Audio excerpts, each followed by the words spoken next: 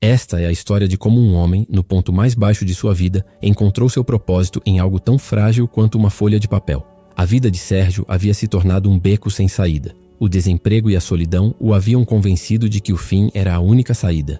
Mas esta história nos ensina uma lição poderosa. Às vezes, a resposta que pedimos aos céus não vem como um milagre, mas como um sussurro no vento. O que parecia ser o fim foi, na verdade, o início de uma jornada que ele jamais poderia prever. Quantas vezes nos sentimos tão perdidos que acreditamos que ninguém, nem mesmo Deus, está ouvindo? Inúmeras vezes. Acreditamos que o silêncio é a prova do abandono. E se a ajuda não vier da forma grandiosa que esperamos, mas sim através da dor silenciosa de outra pessoa? É exatamente aí que a fé se revela. A resposta de Sérgio não estava em uma voz trovejante, mas na caligrafia cansada de uma desconhecida que, como ele, também buscava ser ouvida. Sérgio caminhava pelas ruas poeirentas da periferia de Recife, mas em sua mente, o mundo estava mudo.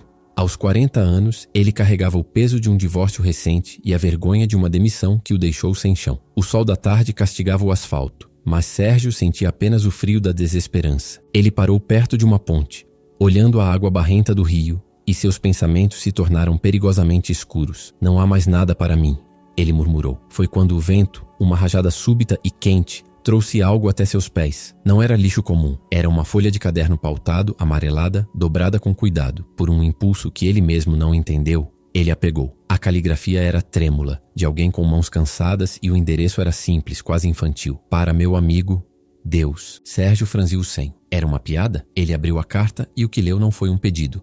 Não foi uma súplica por milagres ou riqueza. Era uma conversa. A carta começava dizendo: meu amigo, hoje o dia foi difícil. A saudade apertou de novo.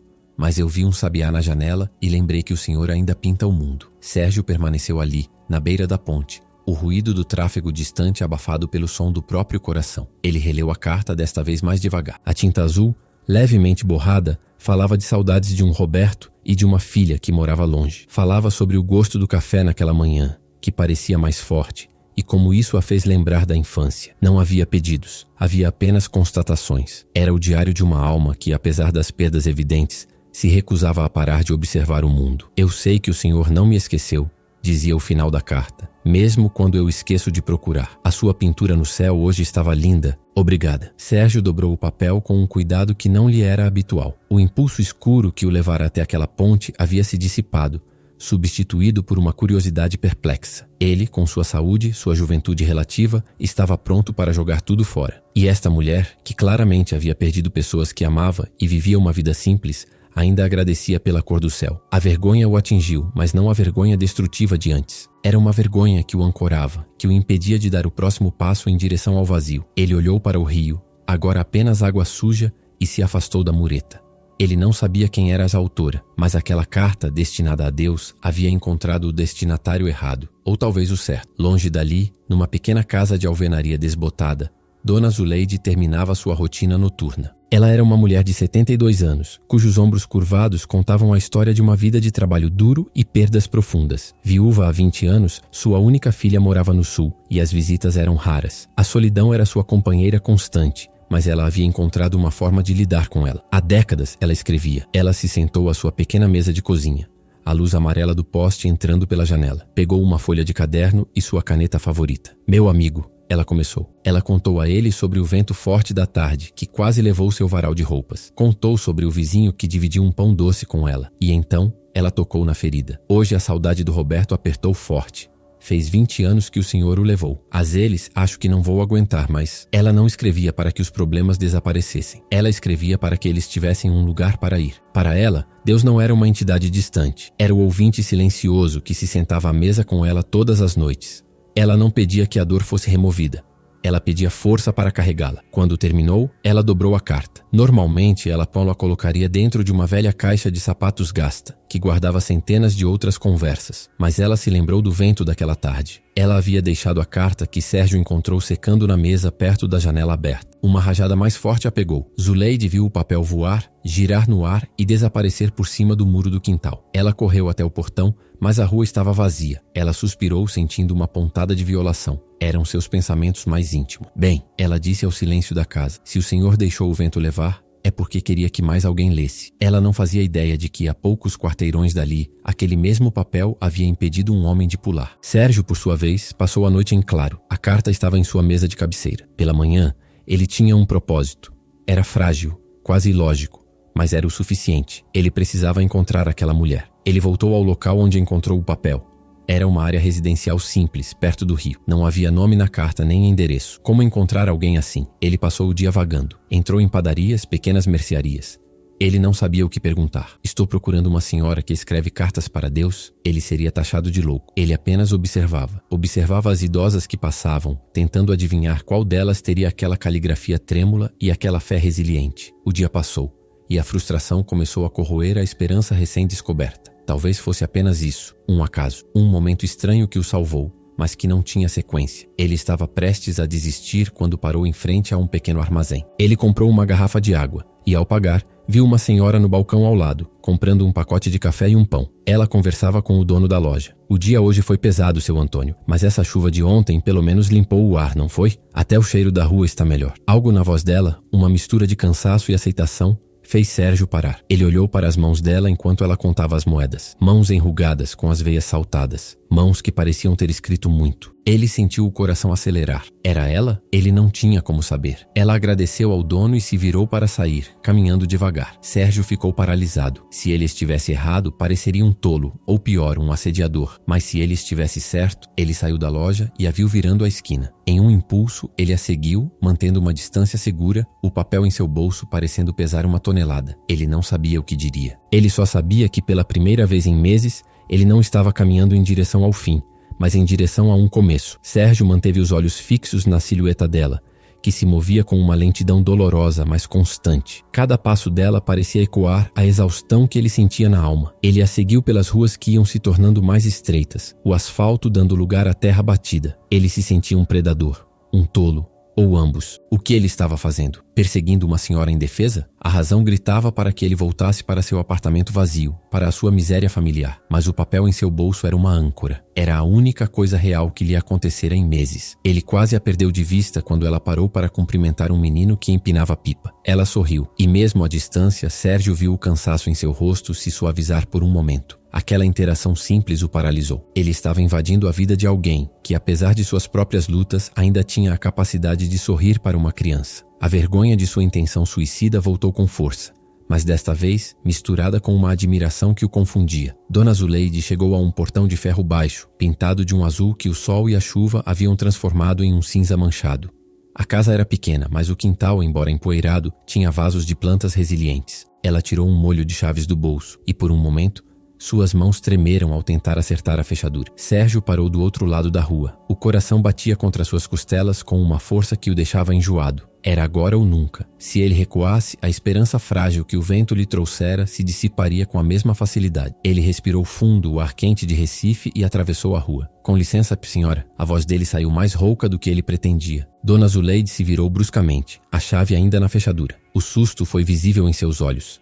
Ela se encolheu instintivamente, segurando a bolsa contra o peito. Ela viu um homem alto, desgrenhado, com olheiras profundas e uma barba por fazer. Um homem que parecia ter saído do fundo de um poço. Sérgio ergueu as mãos num gesto universal de paz, percebendo tarde demais como ele devia parecer assustador. Me desculpe, por favor, me desculpe. Eu não quero assustá-la. Ele tentou modular a voz, torná-la menos ameaçadora. Eu acho que encontrei uma coisa que pertence à senhora. Zuleide o observou, ainda tensa. Uma coisa minha? Ela perguntou, a voz firme apesar do medo. O senhor é da companhia de água? Não, disse ele rapidamente. Ele enfiou a mão no bolso e puxou o papel dobrado. A folha estava amassada pelo suor de sua mão nervosa. Eu encontrei isto ontem, perto da ponte. O vento trouxe até mim. Ele estendeu a carta. Dona Zuleide baixou os olhos para o papel. Ela não precisou tocá-lo para reconhecer a folha de seu caderno e a dobra familiar. Seus olhos se arregalaram e ela levou a mão à boca. O medo em seu rosto foi substituído por uma profunda confusão e vulnerabilidade. Ela olhou de volta para o rosto de Sérgio. O senhor leu? A voz dela era um sussurro. Sérgio sentiu uma pontada de culpa. Ele havia violado a conversa mais íntima dela. Ele a sentiu incapaz de mentir. Eu li. Eu sinto muito. Ele precisava explicar. Precisava que ela entendesse que ele não era um lunático. Senhora, eu preciso que entenda. Ontem, quando eu encontrei essa carta, eu estava na ponte. Ele engoliu em seco. Eu não estava bem. Eu estava pronto para desistir de tudo. A admissão pairou no ar quente entre eles. Zuleide o encarou. Ela, que conhecia a dor de perto, viu além da aparência assustadora. Ela viu a verdade naqueles olhos. Eu pedi ajuda, continuou Sérgio, sentindo as lágrimas arderem. Eu pedi qualquer coisa. E então o vento. O vento trouxe suas palavras. A senhora falava com Deus, mas parecia que estava falando comigo. A senhora falava de saudade, mas também falava do sabiá. Eu não vejo um sabiá há anos. Ele estendeu a carta novamente. Eu não sei por que o vento a levou, mas ela me parou. Ela me impediu. Dona Zuleide ficou em silêncio por um longo momento. Ela olhou para a rua, para o céu e depois de volta para o homem à sua frente. O vento daquela tarde não fora um acidente. Ela havia dito a Deus que se ele quisesse que mais alguém lesse, que assim fosse. Ela só não esperava que esse alguém batesse à sua porta. Ela finalmente abriu o portão. O rangido do metal quebrando o silêncio. O vento é um mensageiro teimoso, meu filho, ela disse, sua voz recuperando a compostura. Ele não pede licença. Ela pegou a carta da mão dele, seus dedos enrugados roçando os dele. Eu perdi meu Roberto e minha filha mora longe. Escrever é o jeito que encontrei de não deixar o silêncio vencer. Ela olhou para Sérgio, avaliando-o. O senhor parece que não come há dias. Sérgio piscou, pego de surpresa. Eu estava indo passar o café, disse ela, virando-se e entrando no quintal. O pão que comprei no seu Antônio ainda deve estar morno. O senhor aceita? Sérgio ficou parado na calçada. Ele, um homem à beira do suicídio, salvo por uma carta sobre um sabiá, agora estava sendo convidado para tomar café. Era absurdo, e era a coisa mais real que lhe acontecera em uma década. Ele olhou para a ponte ao longe e depois para a porta aberta da pequena casa. Aceito, ele disse, sua voz falhando. Ele deu o primeiro passo e cruzou o portão. A esperança não era uma luz brilhante. Era o cheiro fraco de café coado e a promessa de uma conversa. A cozinha de Dona Zuleide era pequena e impecavelmente limpa. O cheiro de café coado misturava-se a um aroma adocicado de guardado, de madeira antiga e de vida vivida.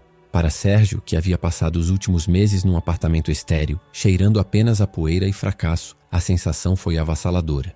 Ele se sentou na cadeira de madeira que ela indicou, as mãos grandes e trêmulas repousando sobre os joelhos. Ele se sentia um gigante desajeitado naquele espaço delicado. Dona Zuleide se moveu com a economia de gestos de quem repete a mesma tarefa há 50 anos. Ela pegou o coador de pano, escaldou-o com água quente e colocou o pó de café. Cada som, a água fervendo, o tilintar da colher no açucareiro, o líquido escuro caindo na jarra de ágata.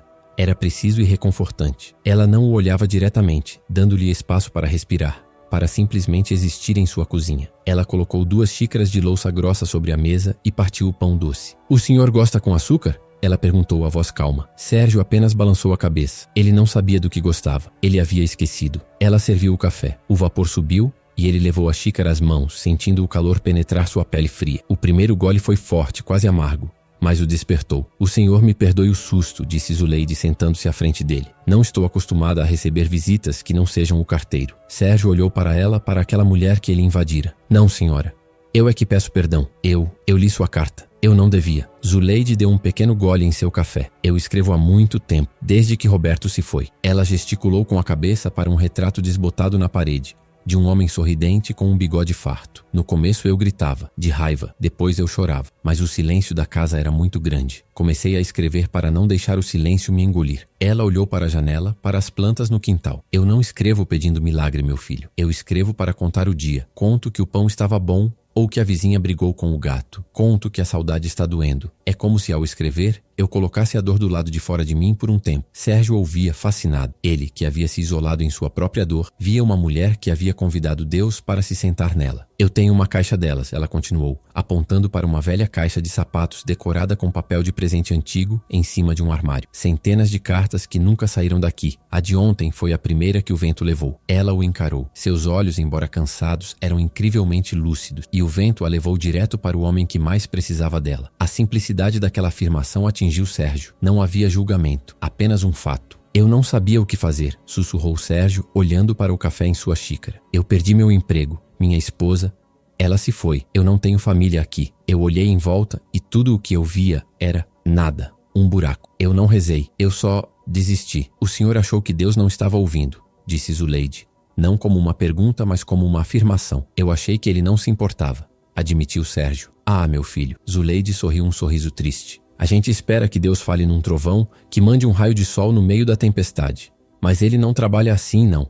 Deus é muito ocupado e ele usa o que tem à mão. Às vezes, ele usa um sabiá na janela. Às vezes, Ele usa o vento. E hoje, ela olhou para ele. Ele usou a minha mão trêmula e a sua dor. Sérgio sentiu um nó se formar em sua garganta. Ele não estava buscando salvação. Estava apenas fugindo da dor. E, no entanto, a resposta viera. Não em uma voz divina, mas na confissão de solidão de uma estranha. Eu não sabia que estava esperando por ele, disse Sérgio. E eu não sabia que ele estava me usando para responder, completou Zuleide. Eles ficaram em silêncio. Não era mais um silêncio vazio ou constrangedor. Era um silêncio compartilhado, preenchido pelo cheiro do café e pela compreensão mútua de duas almas que haviam, por meios diferentes, chegado muito perto do abismo. Ela, em sua solidão diária. Ele, em seu desespero final. Sérgio terminou o café. O calor havia se espalhado por seu peito. A escuridão em sua mente não havia desaparecido, mas não era mais total. Havia uma fresta de luz. Ele olhou ao redor da cozinha. A senhora precisa de ajuda com alguma coisa? Eu vi que o portão está um pouco caído. Zuleide olhou para ele, surpresa pela oferta. Ah, sim, a dobradiça está enferrujada há meses, mas tem uma coisa mais urgente. Ela se levantou e apontou para o bocal da lâmpada no teto. Aquela luz queimou faz uma semana. Minhas costas não me deixam mais subir na cadeira para trocar. O senhor alcançaria para mim? Sérgio se levantou. Ele era alto.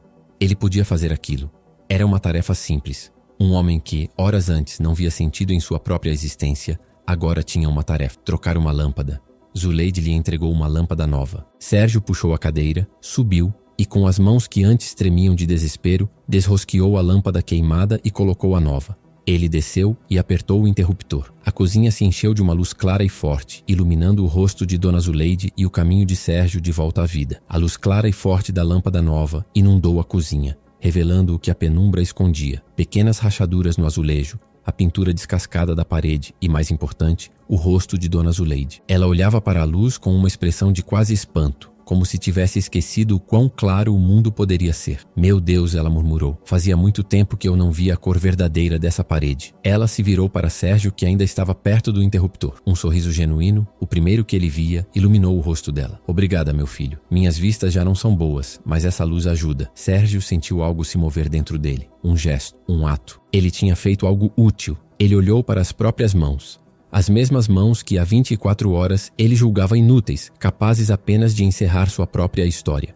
Agora, elas haviam trazido luz. Ele desceu da cadeira, mas não queria ir embora. Voltar para seu apartamento agora parecia uma sentença. O silêncio da casa de Zuleide era acolhedor. O silêncio de seu apartamento era um abismo. Eu vi o seu portão quando entrei, disse Sérgio, a voz ainda hesitante. A dobradiça de baixo parece estar solta. É por isso que ele range? Zuleide o olhou com curiosidade. Ah, aquilo. Está assim há anos. O ferro enferrujou.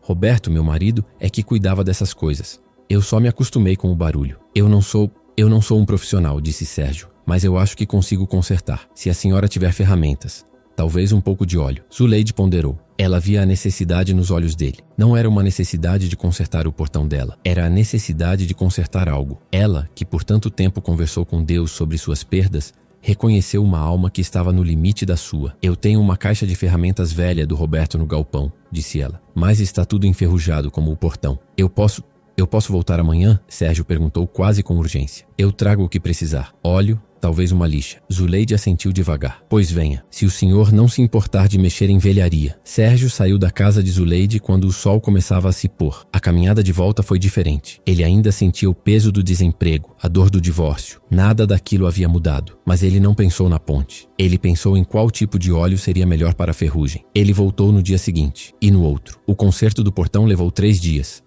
Não porque fosse difícil, mas porque Sérgio o fez com um cuidado meticuloso. Ele lixou o ferro até que o metal brilhasse. Lubrificou as dobradiças e até mesmo apertou os parafusos frouxos. Quando o portão se moveu em silêncio pela primeira vez em uma década, Zuleide assistiu da porta da cozinha, secando as mãos em um pano de prata. Sérgio não parou no portão.